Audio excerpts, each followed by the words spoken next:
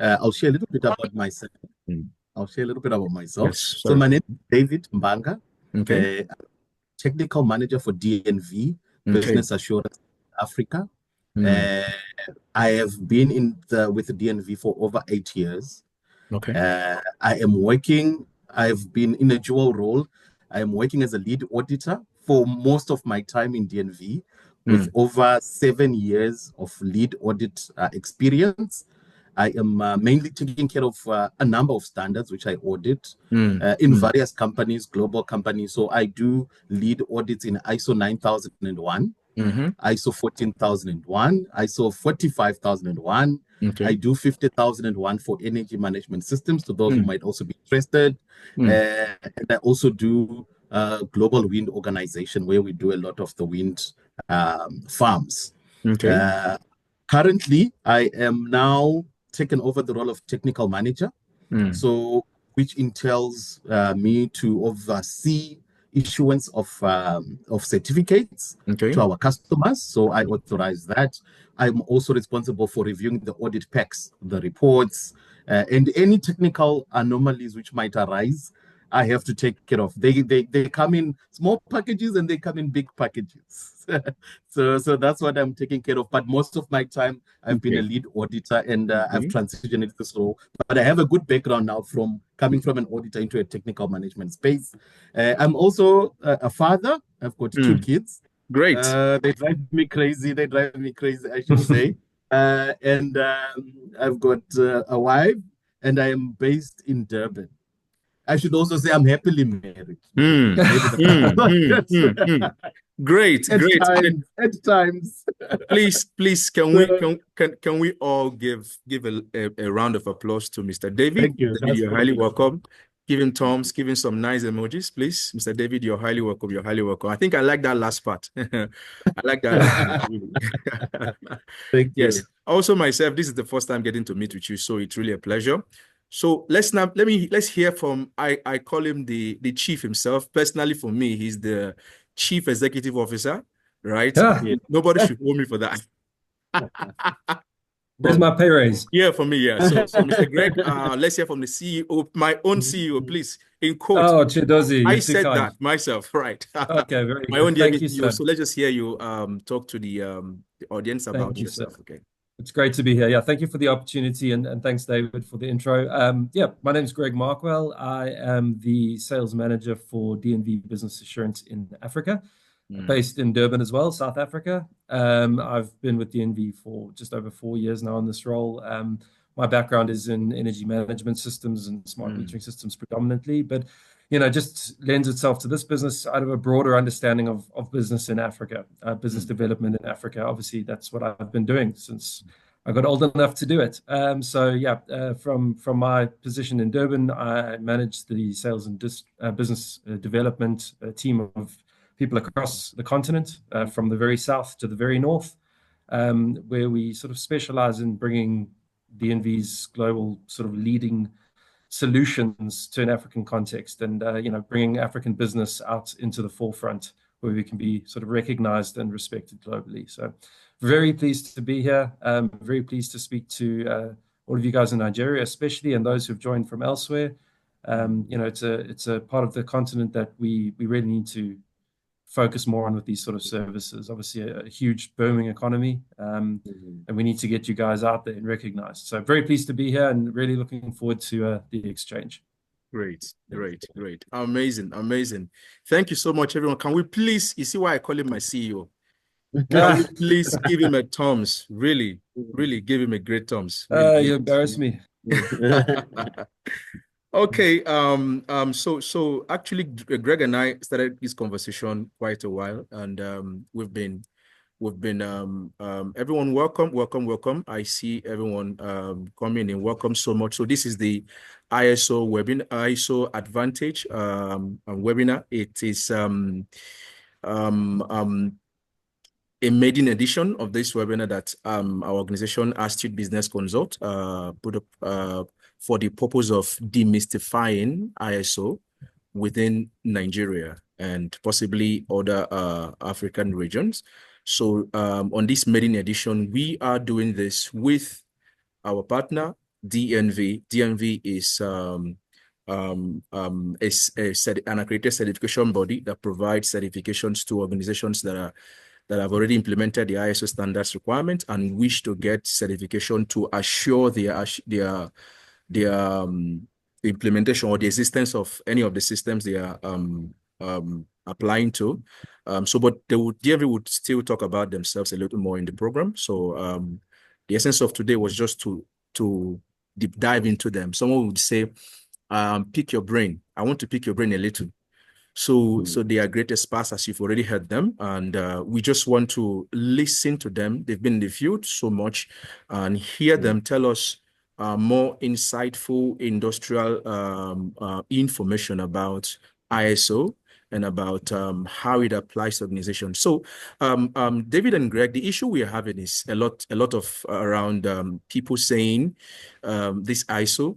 Two key things. Number one, this ISO. I mean, how does it concern me, or how does it relate to me and my organization? I mean, it doesn't feel like it's an urgent business need for us, right? We've done so well without it, so why do we need it at this time?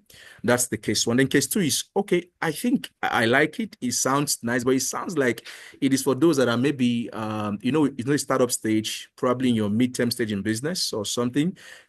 For now, I don't think you can afford the budget and all of that. And can we maybe just put it to the side? Maybe some other time in the future, we can get back to it and all that. And we've been trying to preach like, no, these things are not. These things are as urgent as your bloodline in the business, and it's been quite a journey. So today we are really looking to pick into your brains now, as the experts who are out there, who have been, interacting with organizations, who have even had to speak with the body himself, ISO. Basically, you understand the essence of all of this. And today we just want to hear from you. Tell us more about how these things work and how practical they are to our everyday survival as a business. Right. So I will be asking questions interchangeably between you, David, and my CEO, the Mr. Greg. Yeah, David, don't pick on him on that. It's me personally. I know why I call him that. Right. Okay. David, you're a technical manager, and which means, before you got to this stage, you must have led numerous audits across Africa. And what would you say is the most common weaknesses that organizations face, basically, when they are telling you about their implementation journey? I'm assuming that you are in an audit position right now, and you're just basically trying to walk through how they implemented the system before they get into certification. So what is this core weakness you have identified, or companies have told you about their implementation process, the implementation journey? What is this weakness basically? Yeah. Thanks so much. So maybe you're looking at challenges of implementing ISO for the first time. Yes. That's pretty much it. I've like you've said, I've traveled a number of countries, including Nigeria. I was in Ikeja just a few months ago. Yeah.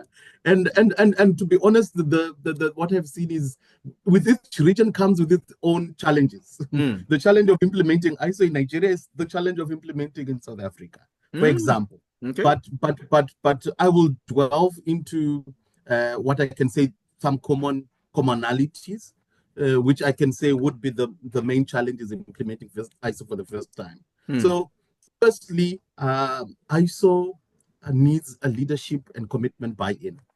Okay. So this is the main challenge, where you will see that there is a business need to do ISO. Well, maybe it's for meeting customer requirements, maybe it's for marketing, maybe it's for a tender. But now, if the leadership is not committed into the whole process, it's gonna fail. It's a top-down approach. So what we have seen is that if the management or leadership is not committed or involved in the process of saying, guys, ISO is for us, and ISO, there won't be any support. So you are a shake manager, you will not get that support from the leadership. Suppose you want to start a program, a BBS, let's call it a behavior-based program. You want to start something. I don't know where everyone is coming from. any program for quality, for environment. If there is no leadership commitment, there's going to be no budget. There's going to be no budget. There's not going to be anything which is going to be assigned for ISO. So I think one of the main challenges is leadership. One of the other things is training and awareness. People don't know. Some people think it's rocket science. They actually think ISO is rocket science. You know, there's a lack of trade awareness. Some will tell you, well, I did ISO in the shipping industry. You're coming from an energy sector. How you apply ISO, totally different. It's totally two businesses, totally different. So there is a lack of an awareness, which could be a challenge for implementing ISO for the first time. There is resistance to change. This is the biggest one. Like I said, different regions might have more of this, but you see an old workforce, they've been doing 20 years, 15 years without ISO, and I'm appointed. I'll almost resign in the first 6 months. We've seen this. Yes, it will happen because there's a lot of resistance to change. Well, I'm saying we need this paperwork. We do like that. I need a final inspection sheet before we send our goods. No, David. We can't do that. We didn't work like that. So these are very, very practical examples which you'll see across the board with the resistance of change. Also resources. You need resources. In terms of personnel, in terms of you need a system which is going to be supporting ISO, for example, like a check system, you know, all these resources might be a challenge for you to be implementing ISO. So I can go on and on, but you can see that these are some of you will most likely find 4 or 5 of these in any setup in an ISO organization, and these would be the challenges. Well, amazing. I don't know how much I'm managing my time, so I want to keep it short. You're doing well. You're doing well. You're doing well, really. You're doing well. Thank you so much, really. Thank you. The points very cogent there: awareness, leadership commitment, and resistance to change. I mean, these points are very valid, and as implementers ourselves, we can highly relate to all of this, really. Yeah, and on the part of leadership, really, Greg, basically, right? I mean, when it comes to sales, and that's something that you are the chief. You're the chief.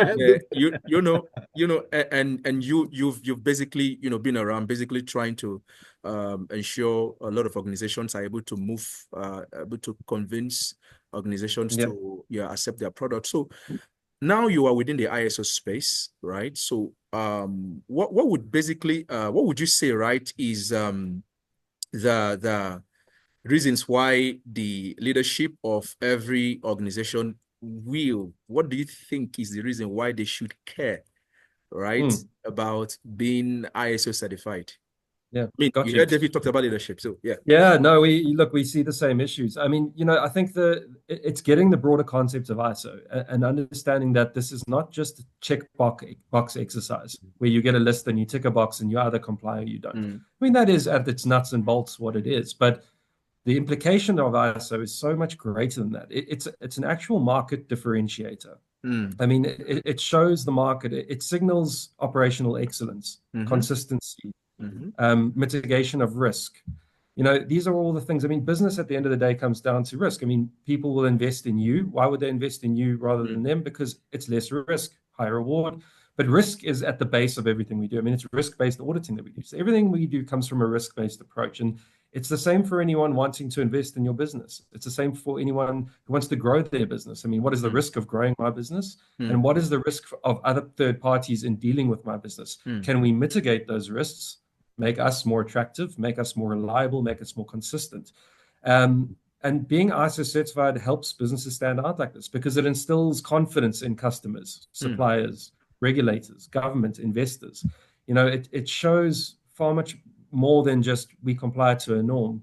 It shows a commitment that this business that we may want to deal with is certified by an international body to conform to the standards of global business. We can trust them. We can trust that they've got a system to deal with our money properly. We can trust that they've got a system to handle our inquiries properly, that they can back up our service properly. It takes your whole perception of your business to another level. So from management or leadership, that's really what we're looking for. I mean, leadership's role is to make their business grow, to be excellent, to achieve.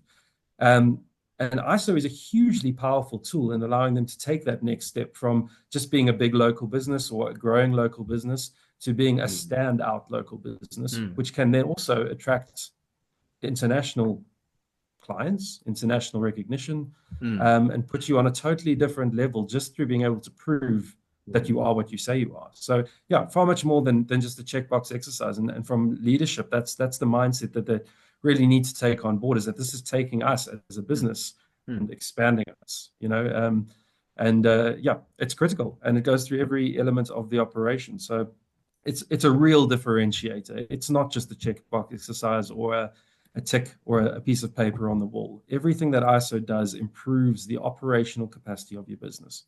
Oh, great. Thank you.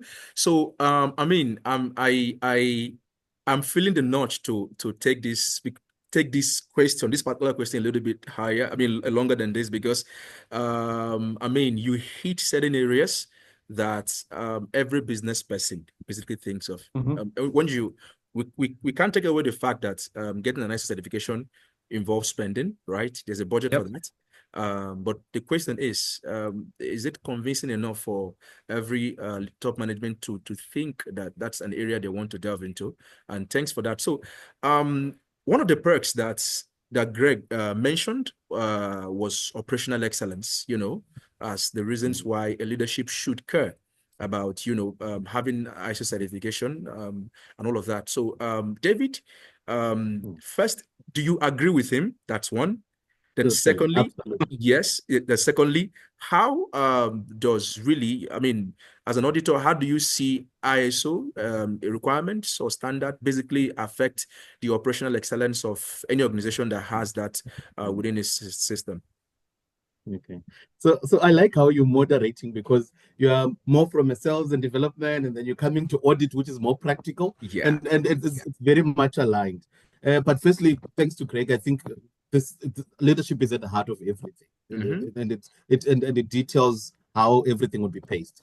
In terms of operational excellence, I want to give some examples. Okay. So you are running a business, whatever you're manufacturing or the service provision, you're not meeting your targets. Already there are operational challenges.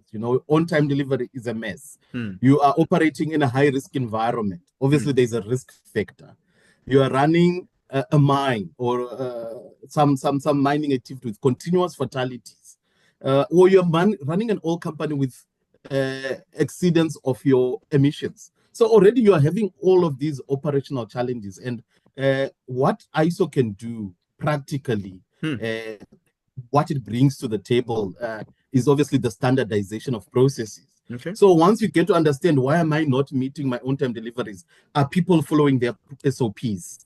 Are people following the process flow? So I think how ISO strengthens or brings about operational excellence is through a way of how everything is standardized. You now have, if there is a sales process, this is the sales SOP. So everyone is running according to that.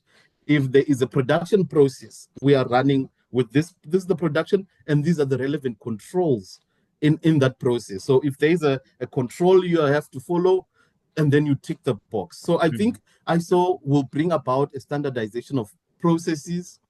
Once we have those processes, it will follow through to a continuous improvement drive. Now, we just have a process, but is it working for us? You are more deeper now. Well, why don't we put a KPI for this process so that we know, if you're supposed to deliver this, are you delivering it on time? So now there are KPIs. It brings about a continuous improvement, which might lead to long-term operational gains. It might start as small things like, why don't we improve here? But you'll see the long-term future brings about that. And operational excellence will obviously lead to customer satisfaction. Remember ISO 9001, for example, customer focused standard. It's all about customer focus. And if you start to implement all these small things, you are more likely to achieve higher customer satisfaction. So I think all of these things, if we look at it in terms of how operational excellence can be achieved, is all through these ways in which ISO can assist. Yeah, and if I may just jump in quickly, Yes, just to please go on. reiterate what Yes. David's saying. I mean, like, think about it. I mean, the way that ISO works, it's there to minimize waste and loss, for example. It's there to reduce accidents, and it's there to ensure that a process is followed to be more streamlined, to react faster. So through all of those things that you now have a process for, that you're monitoring and measuring, there's less loss. There's less time lost. There's less wastage of product. There's less downtime on machinery. There's less downtime. You've got fewer injuries. So through all of these things that you're neatening up and putting in line, there's less waste and there's less loss, which means better profitability, higher margins, better financials. So all of those little things, they seem like little, but they're big things. And they all come from these little processes. You think, well, health and safety is not going to help me be a better business. Well, it will, because you'll have less downtime. So you'll have more productive. True. These things add up together to being operational excellence, which is exactly what we're talking about. Less waste, less loss, less downtime, better profitability, more proactive approaches, and more efficiency. Amazing. I mean, I thank you so much for jumping on that, Greg, because you have been able to put a much more foothold on it, right? David mentioned a lot about, for example, when people, we would need to, under operational excellence may involve things like bringing in KPIs, for example, which you also touched on, and how trying to measure performance and all of that, being something that, if when fully implemented, and also fully monitored, right, can really realistically drive up a performance of a system and even increase the system's operational excellence, basically. And what about Greg, before you even jumped into this, I was going to ask, right? I mean, while he was speaking, have you really seen, or do you think that, if ISO can assure operational excellence, which is what every organization is looking for, because once your operations are top notch, there is every chance that you are very ready for the market, and you're also able to, get a strong foothold in the market, right? So, do you think that ISO certifications can actually help or bolster an organization to be able to, expand even to the point of advancing into different other product lines or markets and all of that? Do you think there's a room for market expansion by just having ISO certification within a system? Without a question. ISO certified businesses in Africa growing credibility in local markets and international markets purely by having ISO. So, I mean, many multinational corporations, governments, for example, require ISO compliance as a standard now. It's a prerequisite for partnerships, tenders, things like that. So, I mean, companies in manufacturing and logistics, I mean, if you don't have ISO 9001 or 14001, to meet global standards, you can't tap into cross-border trade, you can't tap into cross-border supply chains. And I mean, local business is one thing, and larger, more established businesses who are already ISO certified themselves will only want to deal with ISO certified businesses because they know that you're going to align with what they already have in place. So yeah, I mean, it goes without saying, it's a direct benefit to market expansion and client acquisition. If you're looking at two customers or two service providers, this one's 10% more than this one in terms of cost, but they can prove to you that your investment is safe with them and they can do all of this because they've got this ISO system in place. You're going to go with it and align with them because you have shared values and share operating excellence and procedures that need to align. So it absolutely is it's a turnkey for expansion, and we see it all over the continent, not just in very established markets like South Africa or Egypt or Morocco, where ISO has been around for 30 years and everyone's got it, but in emerging economies, Botswana, Namibia, even other countries in West Africa, where, these companies are starting out, there are big businesses ready to breach these other markets, but what's the step we got to take? And I've seen ISO unlock that 1,000 times, every time. Wow. Awesome. Okay. I mean, if just still on that, right? Can you give us, let's say, one or two examples, basically, if you do have any, where you feel, right, that just because an organization were able to get ISO certification. Greg, this is for you still. Yeah. Yeah, they were able to maybe now in the course now it's like a service company, maybe win contracts, for example, able to win larger contracts that of course drove in much business into the organization, or maybe we're able to strengthen themselves in a given sector. But do you think ISO certification is an edge to either getting new contracts or getting new businesses? 100%. Absolutely, So- 100%. I mean, yeah, it's again, I'm going to talk a lot about international because I mean that's every company's ultimate goal, I suppose, is to achieve cross-border business and grow that way. So I mean, South African-based manufacturing companies, for example, are able to secure contracts with Europe and American clients purely through getting an ISO 9001 certification, where they didn't have it before, because the guys are like, look, we like your product and we're happy to do business with you, but I mean, we need something. You operate in your industry and you've done well, and you said, well, we conform to ISO 9001, we're certified by DNV or whomever.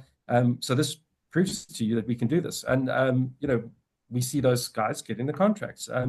FMCG company in South Africa not so long ago, they attained FSSC, Food Safety Management Certification, which allowed them to provide products cross-border to international supermarket chains. We see this in all over Africa, where we've got even farms, guys growing vegetables, who are now able to actually export their vegetables to massive supermarket chains in the UK, for example, and all they needed to do was prove that they had a proper food safety management system in place and a quality management system for how they conduct their business. Boom, they win the contract. And now you've got a small avo producer in Tanzania who's sending thousands of tons of avos, not just to Tanzania, South Africa, Kenya.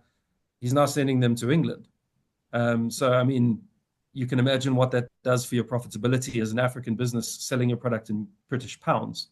And all that unlocked it was for them to be able to prove to these guys that we're a legitimate company. We conform to international standards of quality and international standards of food safety. And boom, the door is unlocked. So yes, I mean, there's thousands of examples, Chetozi. I could give you a list as long as my arm. But yes, I can say unequivocally that to unlock that door, being able to just show that, yes, we're an African business. We conform to international standards, however. Oh, very well. They know what ISO is. They know what it means. They've got it themselves. They know they can trust you. So door is unlocked.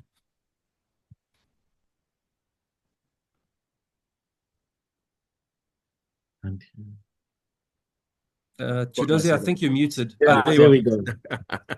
All right. Thank you so much, Greg. That's really very convincing, I must say. I hope at this point our audience are really taking great note of these things, right? And setting questions are also being demystified in the process, especially with the desires to buy in and also to value for those that are not maybe within the top leadership position, that you are able to really value the certifications you have in ISO, and then even the reasons to also have more of these things as you progress. So currently, David, what do you think, or when do you think an organization is ready for audit? An organization that is implementing the ISO standard, for example, when do you think they are audit ready? Okay, so I'd like to just make a summary first before I go into the specifics. So a lot of people feel if all the ISO documentation is there, the documentation is in place, we are ISO ready, But I feel being ISO ready for me, it's a culture.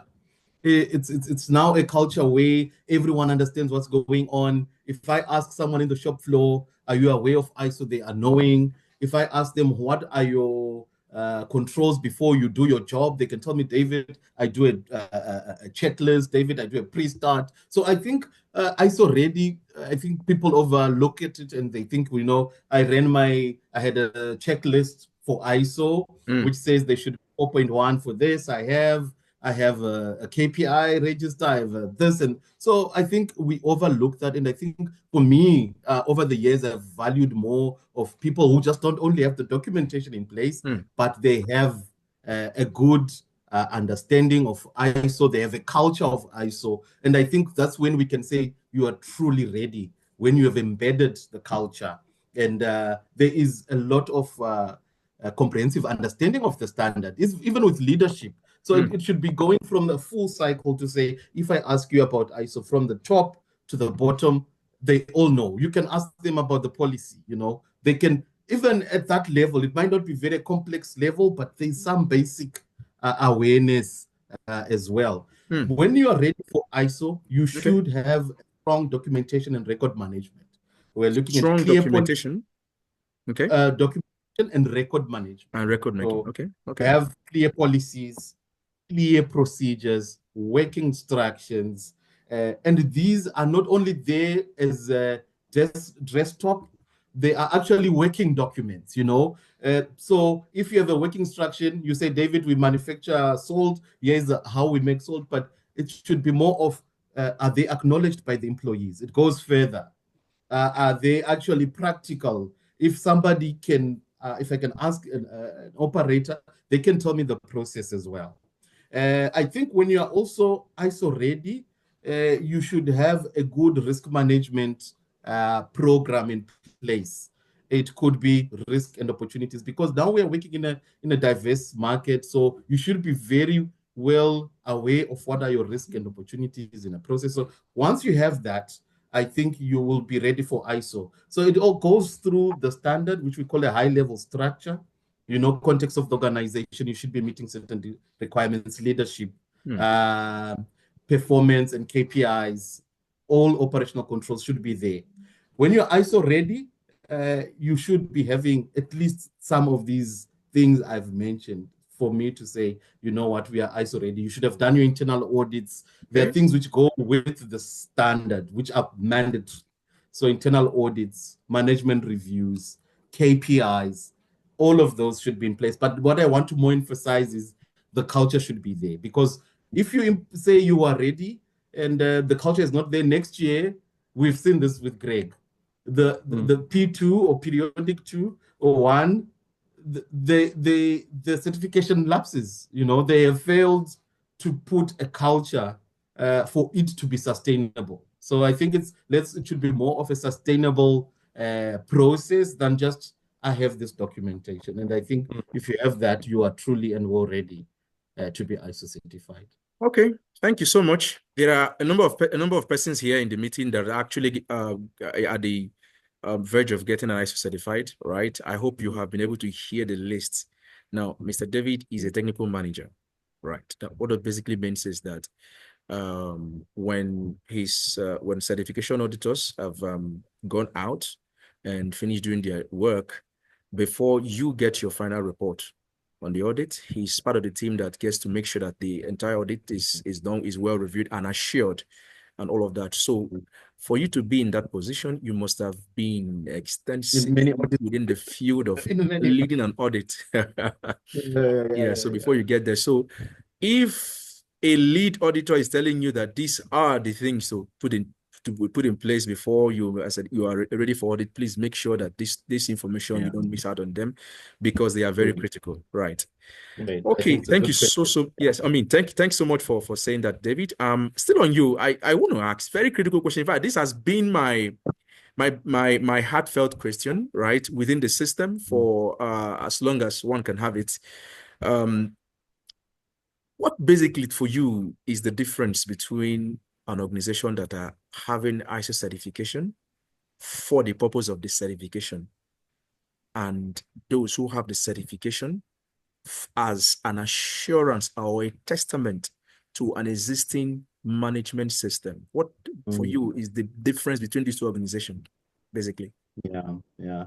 It's a very good question. And over the years, myself and Greg, we've seen organizations who we can say, look, these go over and abound to make sure that ISO works for them. And then ISO, for some, ISO is just something on the wall, something on the wall. For various reasons, it could be to get a tender.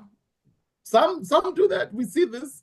It could be just to say, well, we are ISO. But I think for me, getting ISO certified for the right reasons is having ISO part of your DNA. It Mm. becomes a way of working. It's no longer, well, ISO is there, or we are working here. It becomes a unified process. So we can see this as part of the mindset. You can actually see that the mindset here is for ISO for the long haul, and this is a short-term one. We can actually pick by the second time. We call it a cycle, by the way, where the first cycle, when you issue a certificate, is for 3 years. The second cycle would be now for the 4th year to the 6th year. So we already know that probably this will be just a one cycle customer. If I audit another one, I can tell that some have been certified for us over 15 years. That's a 5-year cycle. So we can see this by looking at certain elements. For example, ownership by the employees. This is just one thing where you see that this company is certified for the right reasons. You can see that people are proud of the process. They are proud of ISO. They take it as their, this is not something working in a silo. ISO is for us. You can just see from the employee ownership. You can see with how leadership engages. If it's starting from the top, there's no doubt it's got whatever way it will drill down. So leadership engagement, you might see in mines, we call them leadership walkabouts. So I start to look, in the opening meeting, who's there? Who is there? So it's all about leadership engagement. I'm looking at these small things, but for me, this shows that this customer is certified for the right reasons. You will see only one person just say, "Hey, you take care of the audits." This process is for everyone. Yeah. So it becomes more of a culture. It's part of the DNA. Employee own the business processes, and there's a continuous improvement mindset. You'll start to see that when I'm auditing you, you don't scramble to say, "Hey, the audit is coming." Of course, you'll prepare, but some will leave it dormant for 10 months. And then 1 month before we come, they say, "Oh, let's tidy up." So some of them you can just audit at any time. And you'll say, "Hey, these guys are certified for the right reasons." So I call it certification for the right reasons. And some of those things I've touched are truly what I believe an organization should have to be certified for the right reasons. Yeah. Okay. And sorry, just to add to that, I think you'll find that there's a direct correlation there. Okay. Is that the companies who live ISO and who implement ISO and who run it the way David's talking about are every single time the biggest, best, most successful companies. There's a direct correlation. You never go to these brilliant companies and find a terrible ISO system. You go to companies that are a problem, you'll find a bad ISO system. There's a direct correlation because you guys are investing in this, make it work. And if you implement it into everything you do, it does work. And the benefits are clear to see. Happier staff, better operations, there's a direct correlation. Well, that is a very, very outstanding identification, honestly, right? In fact, I tell people that are certified, for example, and the system is not really there, that you're actually putting yourself up for a lot of trouble because this standard represents something. It represents a world level assurance, right? And so when I hear you have it, it's already giving me a certain mindset about you. I already have certain expectations about you, right? So I'm glad this is really a very great point coming from you, David and Greg. Thank you so much. And right on that place you landed, Greg. Do you think stakeholders like regulators, like investors, do you think they really care about companies that are ISO certified? Do you think? Absolutely. Do you think that this having this certification sort of bolsters trust among these external stakeholders within any organization? How else do you build trust? So why should I trust your company? Because Mr. John says that you were a good company. You did the job well. So now I must invest in you. No. what you're showing me is that you guys have a culture and a system and a mindset that is proven to comply with these internationally recognized standards. That proves to me that I can trust you. It's as simple as that. So it's a seal of credibility for investors, partners, regulators. I mean, the commitment to compliance, governance, risk management.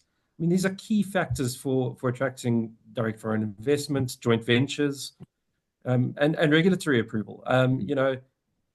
Little things, finance, communications. If you can prove that you've got a data security management system in place, it's huge. And it's not just word of mouth anymore. It's black and white. It's on paper. It's proven. It's constantly being checked and addressed and measured. It's without a shadow of a doubt the single strongest reason or argument to present to stakeholders and investors, regulators and partners that you are the right people to deal with, unquestionably. And obviously I'm from the NV, so I'm going to say this from this perspective. There are big international certification bodies in the world. We're one of the 3 biggest. There are lots of little ones as well. But when you come with a certificate from DNV, it really means something to the market. I mean, there's no questioning the quality of what you're presenting and what you've been certified towards. That is the highest international standard. It's not a Southern African standard or a Central African standard or a Middle Eastern standard. It's the highest quality international standard that you can achieve. So there's no questioning it. It's written in stone. Well, thank you so much for that. Just to add a little on that note, we about, let's say, for example, had the privilege to implement systems. About over 80% of, at least 80 of systems we've implemented so far, and having people to get this, having certification bodies like you to certify them, largely comes from where a stakeholder is requesting for it. So in some cases, it is a regulator saying, "Hey, you must have this," or it is an investor, or in some cases, a donor, for example, saying you must have this certification to assure us that you have the reputation or you have the system and structure required to make us to continue doing business with you, right? And that really becomes the case for most persons. And just right on there, we've had multiple cases. That's for you now, Greg.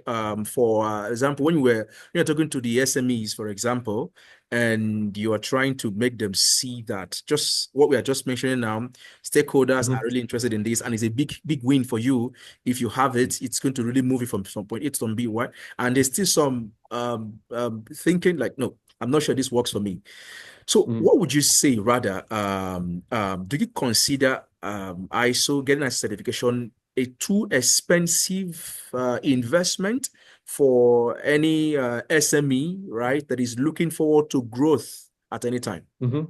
Okay, well, very important point. Your key word there is growth. If you want to grow, you've got to find ways to do it. And you only grow by investment, joint ventures, et cetera, et cetera. And this is a key to doing that. So, look, I think there is a perception that ISO is incredibly expensive. It's not necessarily. ISO certification, the cost of it is directly aligned to the size of your operation, the nature of your business, its risk factor, and the type of service you're getting certified for, its complexity. So it's a scaled approach. I mean, we certify NASA, for example, in the United States, or we certify Mercedes-Benz. Wow. That's very, very expensive. That's No, hold on. You certify Mercedes-Benz? Yes, and Ferrari and Pirelli and NASA and Tesla. I need one of their products for myself, please. I need. Me too. Yeah, I'd love one. It would be lovely. Maybe there's one coming one day. Who knows? Okay. But, I mean, you see why I call him? I call him my CEO. So he said he's going to get Mercedes. You see, if we all get our businesses to a point where we're attracting all this foreign investment and we're growing at this rate, we're all going to have the Maybach. Don't worry about it. But I mean, so it's scalable. And, for most businesses, you start with a cornerstone. I mean, everyone has something that's industry specific, but start at the beginning. ISO 9001 is the cornerstone of all of the ISO systems. It really is the first stepping stone into the world of ISO.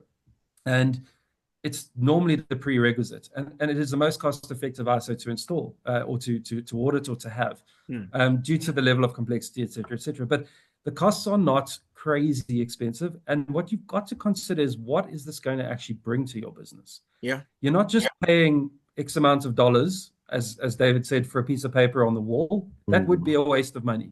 What you're doing is all these things we've discussed about improving the operation of your business, reducing loss, improving profitability, turnover, growing your footprint, so the long-term benefits so far outweigh the short-term investment.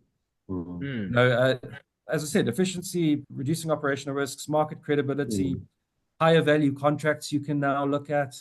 I mean, we do have sort of tailored solutions for smaller businesses as well, where we try and make things work for smaller businesses. So we take everything on a case-by-case basis and on a client-by-client basis. But to put this in perspective, and not just with ISO, but management system certification in general, I mentioned earlier about farming.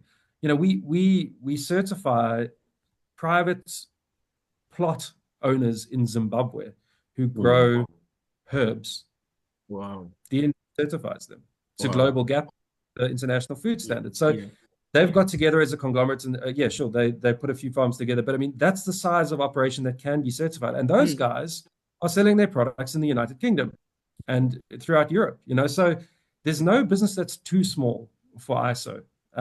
It's applicable, and the cost is relevant or relative to your operation. So what you stand to earn or achieve as a result of the greater credibility and the ability to actually approach these higher value targets far exceeds your outlay. Although, look, capital outlay is always a thing, so everything needs to be on a case-by-case basis. But, from our perspective, we're an African-run organization. We're an African-managed organization.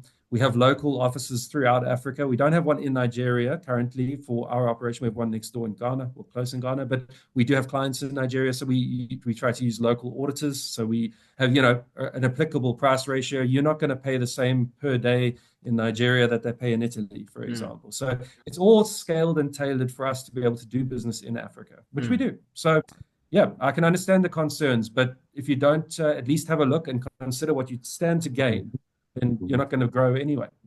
True. Wow. Well, thank you so much. I mean, these are really explosive, and the candid. I wish that we have a whole lot of time, right? There are some other questions really I would want to bring up, because I believe these things are really in the minds of our participants and all of that. So the floor for questions will be open very shortly. We just want to quickly look at a few other things. And so I'm just going to ask one more question for the both of us, and then we can just open the floor for us to hear from our participants a bit. Yeah, so David,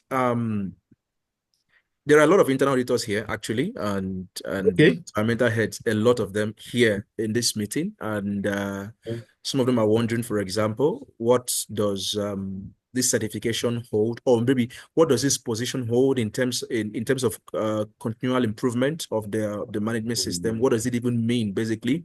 Where do I play a role when it comes to ensuring that now we have gotten the certification? How do we now improve the system consistently, or let me use the word continually, from the standard and all of that? So what would you say to these people right now? Okay. Yeah, look, if you're an internal auditor or an HOD specifically managing this, I think one of the key things, if you want to not only just say, I did an internal audit, trust me, we've seen internal audits just to say, well, David, you said you had an internal audit? It's a one-pager. So it's not process-driven. It's just, they cook up a little findings. So I've been on the ground. So I want to add more value. And I think the whole process for internal audits should be a cross-departmental collaboration. Don't do it alone. Don't do it in silos. If you've got someone in production and I'm in procurement, audit me. Let's share. Let's exchange. I think it will add more. And people now are. It's exciting. So don't just say, well, I'm the internal auditor. Try to say, I need an internal audit team with various people in various departments. I think they're igniting something of collaboration. You're igniting some passion to say, hey, because once you do it alone, you're not going to achieve much. You're working in a silo. So I firstly would say build an internal audit team which is cross-departmental, cross-functional, and you start to see the benefits out of it, because you are getting different thinking, different input. So I think that's one thing you should start to do. Be a risk-based approach audit if you want value. So what's more likely to be an issue? Production, I would audit it more, be more focused on high risk factors. If there's no point to audit HR and training, maybe as similar as production, because they're totally different. This is a support process. This is an operational process. So be risk-based, be process-based, be thorough in what you're doing. If you're auditing a department, go with an SOP. Don't think, well, I'll have a small checklist. Go with an SOP. Your SOP says this. Are you doing it? So be proactive, have a process-based approach to say this is the SOP, and that's your checklist, So small things like this, I think they will add more value in the process than just to think I'm just doing, some downloaded checklist on the web to do your internal audits. And I think shift your mindset to just saying, this is just an internal audit for compliance, but think of excellence. Think of obviously doing more. Push yourselves to just say, I just don't want to see an internal audit report. I want to see an exceptional audit report. And also have some data-driven decision-making. So if you see there have been issues in this area, that should be your focus in the internal audit. If you see that we weren't delivering on time, that should be your focus for dispatch. I'm focusing on you. So have data to make sound internal audit planning and execution.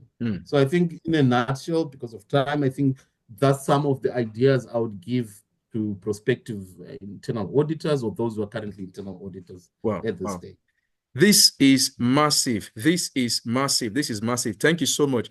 Internal auditors, I just hope you are taking note. Please take note very, very consciously. Take note of all of these things, because they are really, really explosive right now, and it's coming directly from wealth of experience itself, right? Honestly, time. I just looking, I'm like, oh, really? We run out. Almost here. We've run out, I think, but honestly, we can do it again. We can do it again. Yeah. Yes. Yes, we look forward to really. This is so exciting. So I'm just going to end with this question for Greg now, and then we'll just open the floor to hear from the participants. So Greg, basically, how do you think business leaders can, align their getting ISO certified to the strategic business journey or business plan or business a pathway, basically, right? How do you think basically organizations trying to get ISO certification, right, or already have them, how do you think they're going to align it to become part of their strategic business move to advance from where they are to where they wish to be in their entire journey towards their business path? Well, I mean, by embedding ISO into their strategic goals, I mean, leadership are already driving business resilience and providing a long-term competitive advantage. I mean, it's very simple, because each of those ISO standards leans into whichever business goal or strategy you are looking towards, whether it's market growth, whether it's reduced loss, whether it's better capacity, whether it's greater security. I mean, implementing your ISO process into your strategy automatically bolsters it by supporting it and by providing a framework and guidance for it as well. Because all of the, as I say, all of the aspects that ISO certification is carrying within your various services creates the frameworks for you to achieve those things you're trying to achieve. So, I mean, integrating ISO into your growth strategy and transformation is, it goes without saying, it's vital. And I think, the fact that it's so measurable and that's so structured and scalable is very helpful in that. You actually got something to lead back. So this is our strategy. How are we achieving it? this is going to help us achieve it, and we can measure our achievement as we go through this process of continuous improvement, constant monitoring, et cetera, et cetera. So yeah, I think it lends itself hand in hand with business strategy, growth, transformation, for sure. Yeah. Awesome. Thank you so much. Thank you. That was very explosive, Greg, really. I think you've basically helped us to you know, open or crack through that business benefits, right, that organizations would have when it comes to implementing ISO. That ISO is not just certification thing. It is actually a strategic business move, right? And all of that. And it's something that the business would consider having to ensure it is able to thrive, grow, transform, and, move from one ladder to another. And thank you so much, David, for providing us that larger context in terms of how ISO, basically how it works within an organization. You are coming from an auditor point of view, so you have been able to open the floor for us to basically look at how ISO affects organizations, and then even the audit process. I'm sure the auditors here are extremely excited. I mean, getting to hear you again speak on the value of the certifications and even the trainings they received in the course of maybe the implementation process and all of that. Yeah. So there's this very interesting question we had. So before we had this training, we did open the floor for some questions to be asked, and people gotten their questions. Some of them we have addressed in the course of this conversation. Some very remarkable one I just looked in right now, and I'm like, no, this one I have to ask it because it's also part of what we are basically looking at. So what do you think, when anybody that has an ISO certification, for example, how does that affect one's career, or how does that make one to be able to maybe get a job? It's one of those questions, like, how does this ISO certification actually help me get a job? I might pay a lot to get that certification. What does it do for me in my career, basically? Yeah. So that's like the first question. I'm going to ask you, David, on this. Yeah, look, I would go to firstly the prerequisite. Okay. So whatever way you want to look at it, you will need it. Will it guarantee you to get a job? No. I think it's because of such interactions or such webinars. It's all about networking, Greg. I think, let's be honest, without your network or who's in your circle, you might get lucky, but the chances are better if you have a functional network. And I think we've got brilliant auditors we've got through our networks in similar cases from you or leads. It will guarantee you, like I said, it's a prerequisite, but I feel more entitled to say it's more of how you're networked. I don't know. This is how I've personally seen it over the years, because people think, well, I have a lead audit qualification, I'm going to get a job, I'm going to be a lead auditor, especially in certification. I think it's more of networking. You might get a job in any other sector, because you've got all those add-ons to say, I've got a tertiary qualification and I've got ISO knowledge and etc. But I think in the certification space, I would lean more as networking being the higher enabler. You could be lucky, but I feel it's more networking. Okay. So basically, that's my opinion. Thank you. Really. Thank you on that. And Greg, I don't know if you want to jump in on that. I don't know also. Yeah. What role do you think getting an ISO certification can do for someone? Because people are actually here like, why do I need this? Really? Well, I mean, it depends if you're talking about getting an ISO certification for your business or becoming an ISO certified auditor. Yeah. I mean, it depends what we're talking about. Okay. So, I think if you, as yourself, are an ISO lead auditor, well, of course, it could help you get work. It'll certainly make you more attractive to certain bigger companies, perhaps, in the sense that the requirement or demand for ISO is only getting bigger. So, the companies are always looking for people who can implement, manage, and audit ISO-related systems, for sure. That goes without saying. And the demand for that is only going to grow. And we're seeing it all the time. And even for us as DNV, we're always on the lookout for new auditors, new qualified auditors. But that's from a certification body's perspective. So,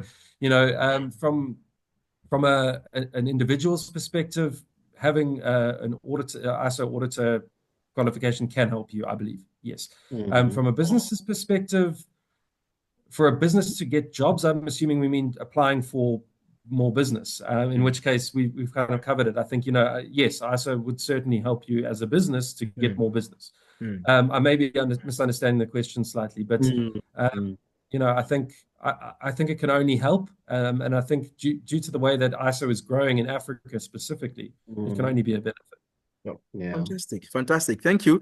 Really, I'm sure somebody's really taking great note, because these things are professional certifications that have a long way to, strategically position you. I know people who have actually gotten very big positions in organizations just because they got certified as lead auditors, for example, or lead implementers, or whatever certification program you went for, and you're also able to demonstrate to them that you have, which is also why I said this very clearly, you have the value to offer. You don't just have the certificate, but you actually have the knowledge, you have the know-how, you also know how to apply it to an organization that you are working with. So really, thank you so much for that. There are a lot of questions here, so much questions. So what we're going to do, our audience, because our audience and participant, please, our great panelists are also coming from a different time zone, right? So it is also important we consider, yes, when they are going to really take some rest. And even us here, it's already evening, so we are just trying to make sure people driving home, So what we're going to do is that we're going to bunch a lot of these questions together and then give it to our panelists eventually to have them answered, and then probably we send them over to you directly to your emails as the answers you need. We are going to do this, I promise that. But we just ask two more questions, right? And then we do a few more things, and we have DMV talk to us before we wrap up the meeting. So on ISO 27001, someone asked here basically about the difference between the entire ISO family. There's ISO, I think ISO 2000 or so, and the 27701, and all of different industry specific ISO 27001 standards. I don't know if you want to speak a little bit about that, David. What are basically the differences between these two standards, and how do they apply? I can speak on that. Yes. Yeah. Greg can sell that. Yeah. Okay. I'll do that. That's my job. Great. Awesome. So look, I mean, ISO 20001 and 27001 are both standards focused on IT and information security, and they both address different aspects. 20001 is more focused on IT and service management, and 27001 is more focused on information security management. So one is more service-based and one is more information security-based. The trend seems to be leaning towards 27001 in the industry, because personal data protection is such a huge thing all over the world now. You're on your phone, you're connected to the web, your watch is connected to the internet. We're talking now, Google's not be listening. So how companies process and manage data has become a very, very hot topic. And 27001 is a very attractive and very popular certification for that. I know Chidoze and his team are very well versed in 27001 and its implementation.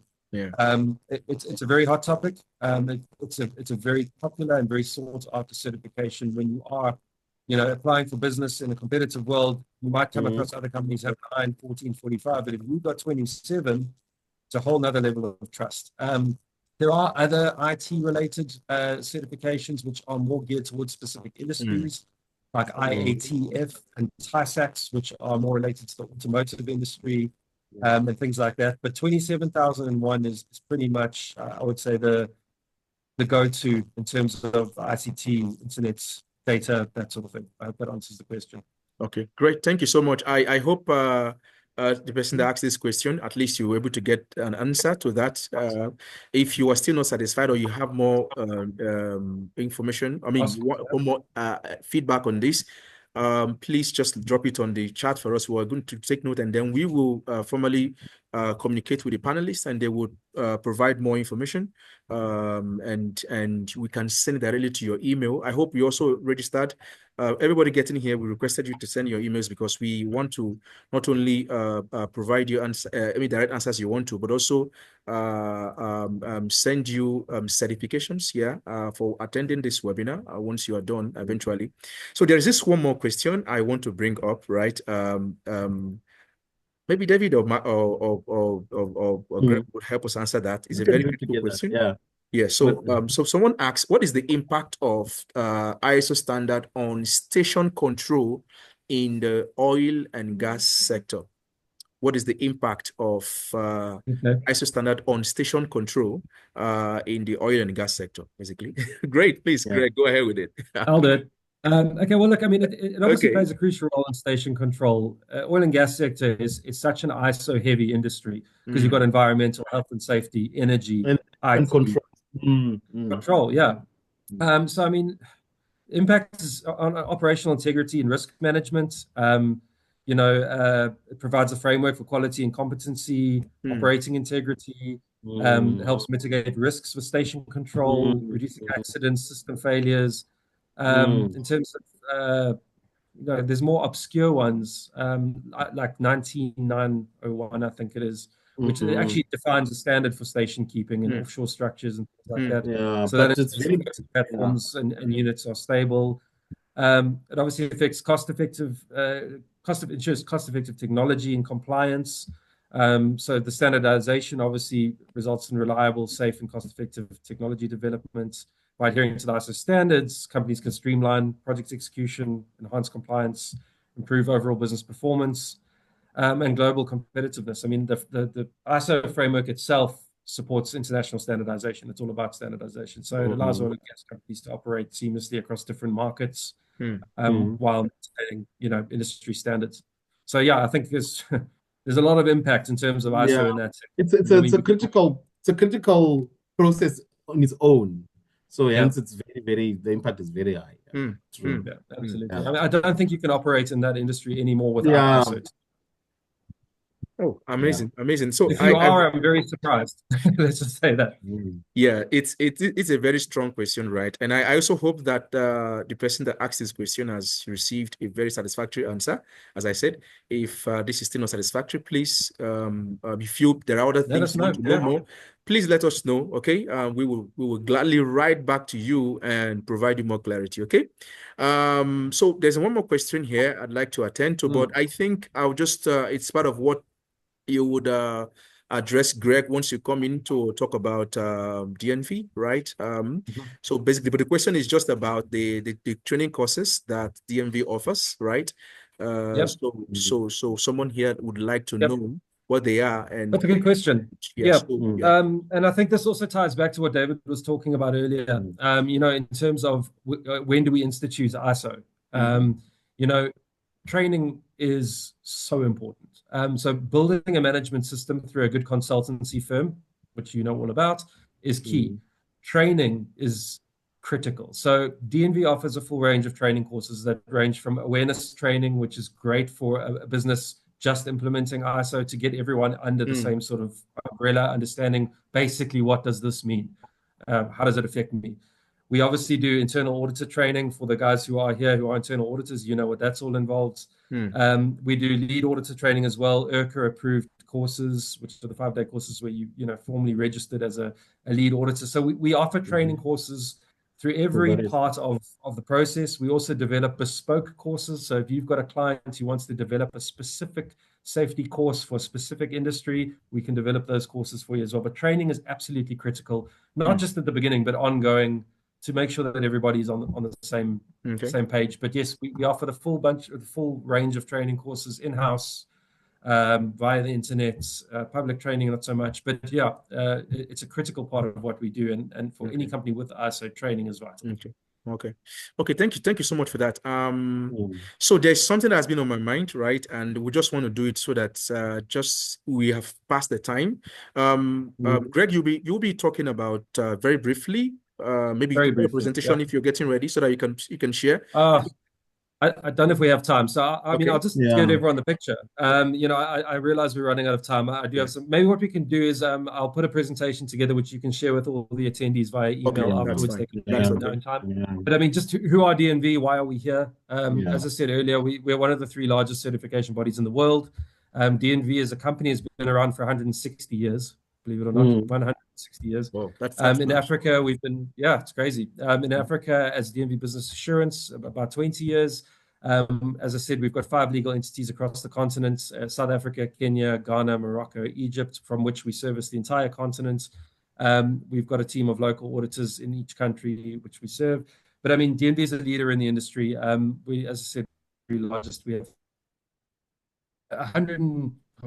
We've got about 120 countries that we're in. We've got 16,000 employees globally, over 100,000 clients. We're a world leader in the industry and in the certification space. So it's not just a company that sort of services the industry. We lead the industry. And what we give African customers is the same quality and end product that we give our Swedish customers and our German customers and our American customers. So you're getting and you're guaranteed to get a globally recognized management system certificate, qualifying you to the highest levels internationally. So in a nutshell, that's us, but I'll send some more info that you guys can have a look at and you can get more familiar with what we do. Yeah.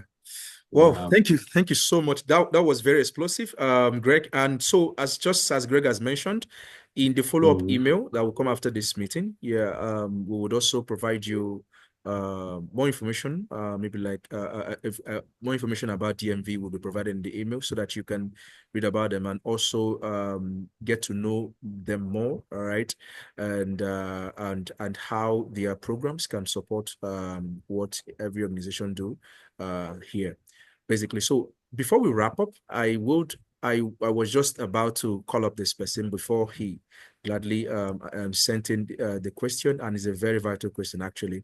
So I would like us to please take it. Please, I'll just ask that question. So Mustafa said here, what is the mechanisms that ensures, what is the mechanism that ensure that ISO standard remain relevant in rapidly evolving industry, right? So I think that's a question for Greg, right? So what mechanism do you think the standard should be applied to, right, for a rapidly evolving industry like the world is currently right now? So what mechanism, right, should ensure that this standard continue to remain relevant to the business operation and companies can continue to still look at it as an added value to their business and all of that. So David, and then David, I'd like to hear from you, and then David. Greg as well, because there are two points here.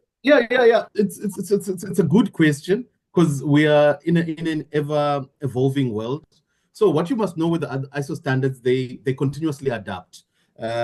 So through periodic reviews and updates, they will be aligned to world trends. So I don't know, some of you might know there were changes to the ISO 9001 to include sort of climate change, which was becoming a hot topic. Recently, we also include some changes to the draft. There's a new draft which was just signed a few days ago on the ISO standards. So they undergo continuous reviews and updates to make sure that they are obviously still practicable in these environments. There are technical committees and working groups within the ISO. So this is like the highest level committee, and these technical committees come together and say what are the industry changes, and they recommend updates, which are then passed, and then they can now be evaluated to see if they can fit into the ISO standard. There's obviously continuous industry and regulatory feedback. So they are obviously feedback. But one thing which I can tell you at the level we are now is our what we call an annexed HLS, high level structure. So what has been the common trend to make sure that it can be, have you seen how ISO standards can be integrated? Because we follow a high level structure now, where clause 4 to 10 are speaking of the same thing. Doesn't matter the standard, doesn't matter. What clause 4 will speak will also be aligned. So there's also a lot of synergies being shared to make sure that even in 27,000, you will have your own controls which are separate, but the standard framework is now following a high-level structures, and it just demonstrates how these things are reviewed and continuously checked to ensure that they are meeting market needs, ever-changing global situations around the world. So I think that process is covered through all of this. Okay. Yeah, absolutely right. Yes, Greg, you want to also say something about around that? No, just going to say, David's absolutely right. I mean, the high-level structure is shared. It's common. It's ISO, obviously, because of the nature of what it is, you're complying with the world, basically. And the world is ever changing. So ISO changes with the world. I mean, 10 years ago, you didn't have ISO 42001 because there was no AI. And now it's AI. So, you know, now we've got 42001. And as AI becomes more relevant in the world, and sorry, there was another question about IT related. AI, ISO 42001 is a great one to get because that's going to explode. So everything's AI. So we didn't have that before. ISO adapted. We now have artificial intelligence management systems, which we can certify. You know, ISO 26001 in terms of innovation management. I mean, those are all new things which come out from ISO all the time, and all the existing ISOs are constantly changing. DNV is very involved in that as one of the members of the International ISO Federation. We sit in on those boards where they discuss these things. So we assist in the development of the standards and the implementation of the changes of the standards as well. But ISO is forever changing. And every time there's a change, when David comes to audit you, you'll know that there's a change and you'll have to have that extra thing put in, and he'll check that that's in there. So it constly evolves and grows with what you're doing. True. Awesome. Awesome. Thank you. Thank you so much. Thank you. Please, our audience, if there's one thing we're going to really plead with you today is to please pardon us for not opening the floor for people to get to ask their questions, because you know, a lot of hands, a lot of persons would actually wanted to speak, and so I'm getting questions from the chat room right now, and they are very vital and cogent questions. All right, so we really apologize that we are unable to really attend to a whole lot of all these questions in this session, but we will answer these questions directly. Another one. Yes, in another one, and also maybe via emails as well. So we are pleading, please, right? Much more time management from our own part is going to be done next time, so that we are actually able to accommodate all your questions, which is very vital to this webinar. So on behalf of my great panelists, I really want to say thank you. So maybe some final words from you, Greg, and then the final word from David before I hand over to my team. Yeah, just thank you for having us, and thank you for the opportunity. It's lovely to speak to everybody. I can't see or hear you, but I hope that you could all see and hear me, and I wasn't putting you to sleep. But yeah, look, guys, I mean, it's quite simple. You know, as Africa, we all need to get ourselves in front of the world. We can't keep waiting for things to happen. We've got to drive change. And African companies are making a difference in the global market. We're standing up, we're getting recognized. This is the first step to doing that. So if we're taking growth seriously, it's the most obvious thing in the world. So thank you all, and I wish you all the best of luck on your ISO journeys. We're here to answer questions. We're here to assist. Hopefully we can do this again. And thank you for your attention and your time. Much appreciated. Thank you so much, Greg. Thank you. David? Yeah, and for me, I think it was just the opportunity. I believe in the power of networking, and I believe these things are very vital. So we shouldn't be strangers. We should create this type of networks, webinars, whatever on LinkedIn, just to keep this momentum going and obviously see what opportunities lie ahead for all of us. So I think these are things which we can use as a base to start, and looking forward to more webinars where I can also be participating as well. Who knows? But I'm looking forward to be involved in the journey, no matter what I am. So thank you for your time. Amazing. Thank you so much. Thank you, group panelists. Thank you so much, everyone. Thank you for everyone that has attended. I will soon give to my colleague Bolu, who I'm sure you must have been seeing emails from Bolu. So one is wondering who is Bolu. So you're going to see Bolu very shortly, right? So thank you. It's been very immersive and explosive. Personally, I've gained a lot from today's engagement, and there is a next webinar coming up. That next webinar coming up, we are going to do a whole lot to address a few other things, especially from the aspect of opening the floor for the panelists to actually hear you ask questions directly and all of that. We are going to make that happen in the next webinar, which is coming up very shortly. Cool. That will be announced. So thank you so much, everyone. This is great, and I will hand over to my colleague now, Bolu, who would wrap up the meeting, and we can call it a close today. Thank you, Greg, David. Bolu, over to you. Thank you very much, Mr. Chidozie. Thank you, sir. Thank you to everyone who took time out of their busy schedules to attend today's webinar. Thank you to our wonderful panelists, Mr. David Mbanga. Thank you, Mr. Greg Markwell, for all the things you're able to. I personally, I was able to learn a lot today, even though I am not in the auditing field, in the ISO field, but I was able to learn a lot, even as a communications person. I just wanted to quickly say that this is not going to be the last. Everybody should know this. This is not going to be the last time we're going to be meeting. Though this is the first edition, this is the maiden edition, we are going to launch other editions very soon. Next month, we're going to be having the second ISO Advantage webinar. So please do look forward to that. Please let's clap in the chat room. Let's make reactions to this. We're going to be launching very soon. So keep your email on for information. Also, please do follow us on all our social media platforms, on our website, www.astbusinessconsult.com. Please do follow DNV as well on their social media platforms and on LinkedIn, on Instagram and Facebook. And also look forward, please, to the launch of Astute's Learning Academy.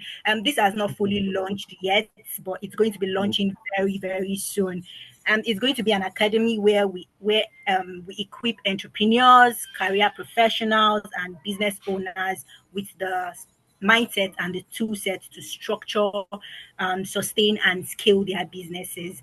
So this is open to everybody. You can search up more information about that on our website. But if you just want to stay up to date to ISO standards, management standards, and news about ISO standards, please don't forget to follow us on LinkedIn, Facebook, and Instagram at astutebusinessconsult.ng, and also follow DNV as well. Thank you, everybody. Thank you. I do hope we learned a lot today. Thank you to our panelists once again. And I do hope we have a lovely rest of the evening. Bye-bye, everybody. Bye-bye. Thank you. Bye, everyone. Thank you so much. Thank you, Greg. Thank you, David. Have a lovely evening. Bye, everyone. Take care. Okay.